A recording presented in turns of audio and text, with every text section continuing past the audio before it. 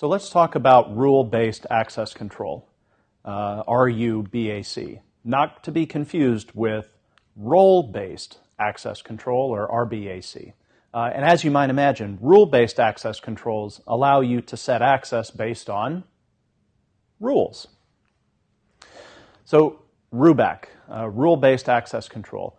According to NIST 7316, it's allowing access based on pre-configured rules. There's really no formally defined standard or definition for what these rules have to be or what they have to look like, but you can also combine these to make it even more complex. You combine these with role-based access control, discretionary access control, mandatory access control, with other more formal models of access control. So how you would actually combine those rules? Well, if you're going to combine RBAC with RBAC, let's see if we can keep all these acronyms straight. If we combine it with role-based access control, what we're really doing is using my role as a subject as an attribute in a rule. So if I'm a manager, we can use the fact that I'm a manager, what my role is, as part of a rule. Like only managers are allowed to access the facility after 5 p.m. Policy-based access control, so now I can implement policies based on rules which define what that policy is and what we're allowed and not allowed to do. I can combine it with discretionary access control where now users are allowed to control or configure the rules that they're privy to. And then mandatory access control, we can combine it and say that rules can't be changed. They're controlled by security labels instead. Here's a good example of rule-based access control. This is a firewall access list. And as common with rule-based approaches, you'll see that they typically take the form of some keyword, like an IP address, and some type of action, like allow or deny or redirect. As you probably have seen in firewall implementations, it's common to have either allow by default or deny by default. Allow by default means you're taking a blacklisting approach to access control and saying only these certain sites you can't go to. Everything else, you can. The more secure way of doing things is through whitelisting, which requires a deny by default. So you can see here in this example, if we go through each of these rules and I don't match this one, I'm not matching this one, or the 10.2 rule down here, my default is I'm not allowed to do it. If we didn't have this rule down here, then I would be allowed to do it because there wasn't anything that specifically allowed me to not do it, for lack of a better word. The best way to show this is through as an example. And we'll take the Department of Motor Vehicle Services sign here as a good example. So the DMV says, if you want to come in here, you can't bring food, you can't bring any type of drink in here, and don't be cussing while you're in the DMV. If you meet all that, and we're open, because we're open from 9 to 5, Monday through Friday, then yes, you can come in. Any other time, you're not allowed to do that. So here are the rules for this. If you have food, you're denied. If you have a beverage, you're denied. If you start swearing up a storm, you're denied. But we're open from 9 to 5, and if you haven't been caught by any of these previous rules, come on in. If it's not 9 to 5, meaning this rule doesn't apply, then we deny. And we say, sorry, you can't come in.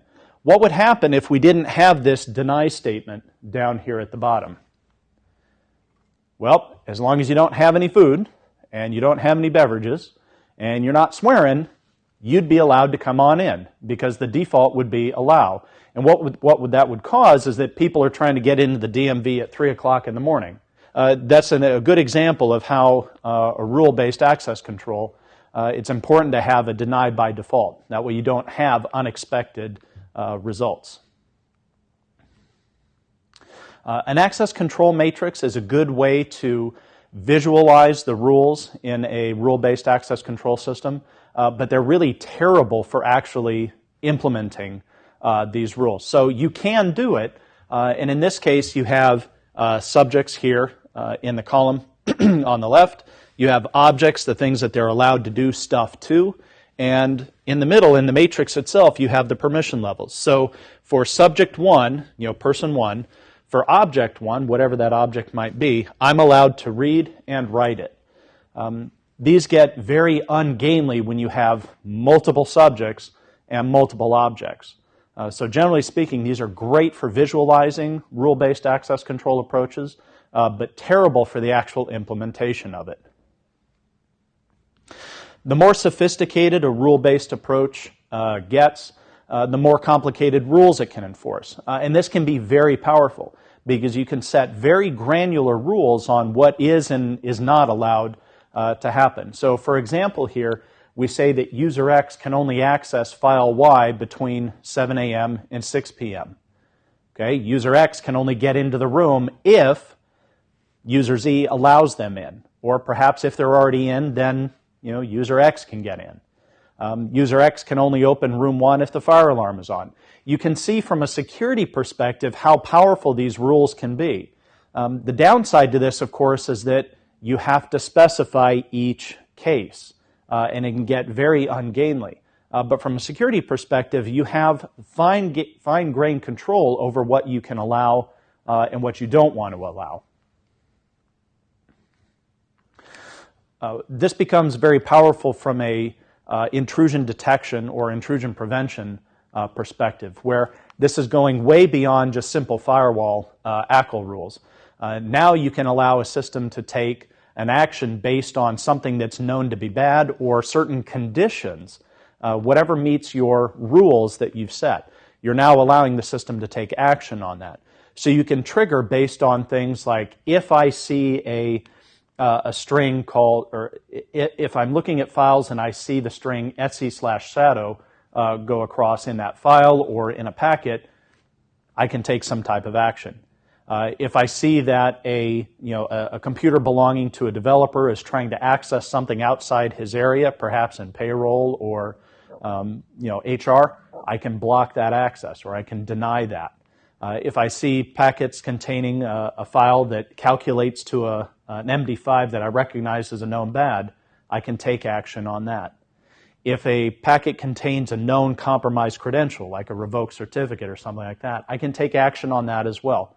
So from a security perspective, the rule-based approach makes a lot of logical sense because you can check for specific cases or specific